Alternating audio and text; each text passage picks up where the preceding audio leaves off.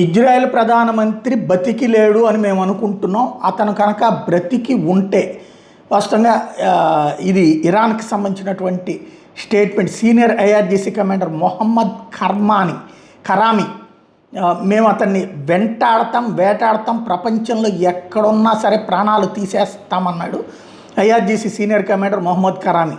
పాపం ఆ మాట అన్న తర్వాత నిన్న ఆయన ఇంటి దగ్గర నుంచి ఆఫీస్కి బయలుదేరుతున్న సందర్భంలో ఒక్కసారిగా మిస్సైల్స్ వచ్చి పడింది. అది కూడా యుద్ధ విమానాలు అతని ఇంటి పైకి వచ్చినాయి. ఇస్ఫహాన్లో ఆయనకి సంబంధించినటువంటి భవనాన్ని ఆయన పరిగెత్తుకుంటూ లోపలికి వెళ్తుండగా జరిగినటువంటి పేలుడులో మొత్తం విధ్వంసమైంది, చనిపోయాడు అనమాట. ఖచ్చితంగా ఆయన స్టేట్మెంట్ ఇచ్చిన 2 గంటల్లో జరిగింది. ఇజ్రాయెల్ ప్రధాని బెంజమిన్ నెతన్యాహు చచ్చిపోయాడని మాకున్న సమాచారం. అతను బతికుంటే గనక ఈ పని చేస్తాం, ఎక్కడున్నా సరే వేటాడి చంపుతామన్నారు.